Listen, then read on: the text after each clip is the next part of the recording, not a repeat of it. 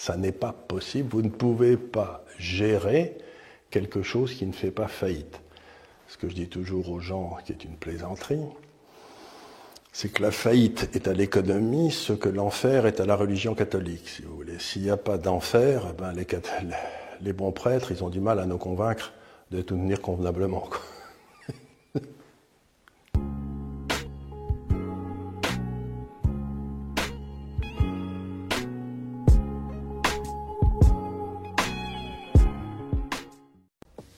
Bruno Le Maire sera-t-il le Premier ministre de l'économie sur lequel la dette française franchira la barre symbolique des 100% du PIB ?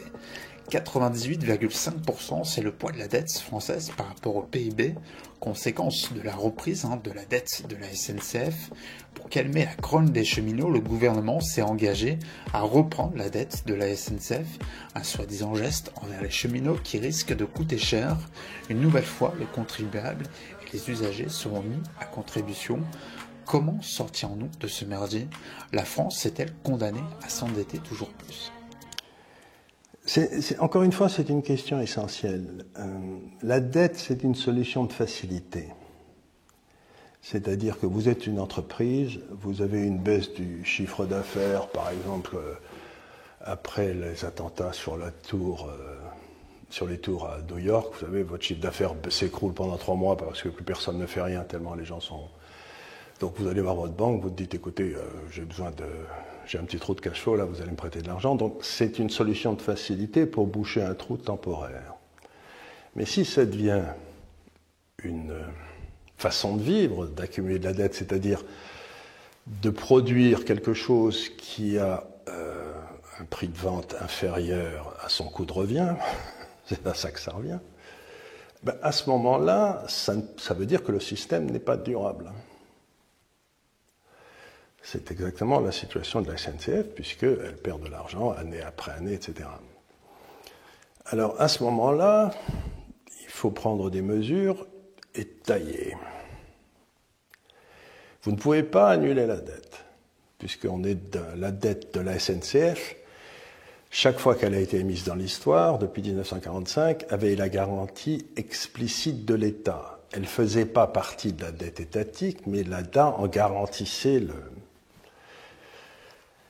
Donc la première des choses qu'il faudrait faire, c'est enlever à toute nouvelle dette émise par la SNCF la garantie de l'État, de façon à ce que la SNCF emprunte à un vrai prix de marché.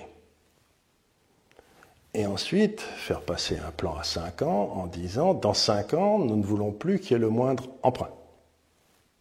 Il faudra que vous commenciez à rembourser cette dette. Mais tant que la dette de la SNCF sera implicitement ou explicitement garantie par l'État français, vous ne pouvez pas avoir de redressement de la SNCF. Et c'est une autre façon de dire qu'il faut privatiser la SNCF. Si vous ne privatisez pas la SNCF, vous aurez toujours que des ennuis. Ça n'est pas possible. Vous ne pouvez pas gérer quelque chose qui ne fait pas faillite. Ce que je dis toujours aux gens, qui est une plaisanterie, c'est que la faillite est à l'économie ce que l'enfer est à la religion catholique, si vous voulez. S'il n'y a pas d'enfer, eh ben les bons prêtres, ils ont du mal à nous convaincre de tout tenir convenablement, quoi. De toute façon, la dette qui avait été émise jusque-là, elle était garantie par l'État. Alors, on ne la mettait pas officiellement pour des raisons comptables dans le machin à cause de Bruxelles ou n'importe quoi, mais en fait, c'était tout pareil, si vous voulez. La dette, moi j'avais des copains qui géraient la dette de la SNCF, vous savez, qui étaient ceux en charge de l'émission et des rachats, etc. Et ils me disaient en rigolant qu'ils faisaient toujours une émission pour la SNCF 3 ou 4 jours avant que l'État français ne fasse une émission, parce que comme ils offraient 1/8 de plus et que c'était garanti par l'État, leur dette était prise tout de suite par toutes les institutions. Vous voyez, c'était des grosses manœuvres c'était une façon de placer leur dette à toute allure, donc ils le faisaient chaque fois et c'est exprès. Donc cette dette, la dette du passé bénéficiait de la garantie de l'État. Mais il faudrait faire comprendre au pays et à la SNCF qu'à partir de maintenant, la dette du futur ne sera plus garantie par l'État. C'est-à-dire, si j'ose dire, le mal est fait en ce qui concerne la dette du passé. Mais maintenant, il faut attaquer le problème suivant, qui est la dette du futur. Il faut empêcher la SNCF de continuer à emprunter. Quelles seraient les conséquences économiques si la France franchit la barre symbolique des 100% du PIB? Qu'est-ce qui se passe? La réalité, c'est le jour où on passe les 100%, il ne se passera rien. Mais il faudrait faire un tout petit calcul arithmétique ici, je crois. Juste pour... Imaginons que cette dette française ait un taux d'intérêt de 2%. Donc on va payer chaque année 2% d'intérêt sur notre dette. C'est-à-dire 2% du PIB, puisque c'est la même chose, 100%. Nous avons beaucoup de mal à croître à 2%.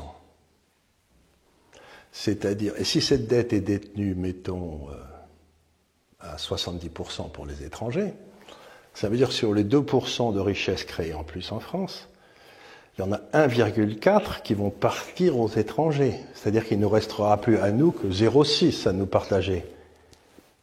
C'est-à-dire que le niveau de vie va baisser.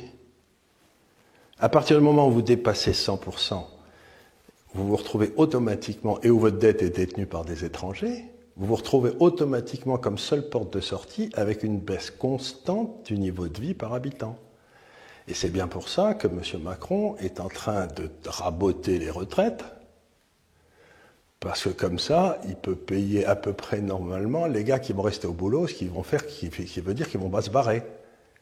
Donc on retrouve toujours la même chose, c'est-à-dire des systèmes qui sont autorégulateurs, et on arrive maintenant au moment où toute augmentation de la dette va appauvrir de plus en plus le français et faire baisser son revenu disponible, puisque de plus en plus de la dette est détenue par des étrangers. La quasi-totalité de la richesse qu'on va créer dans les années qui viennent en France va partir pour servir la dette à l'étranger. Elle ne servira à rien aux Français, qui n'auront une baisse de leur niveau de vie.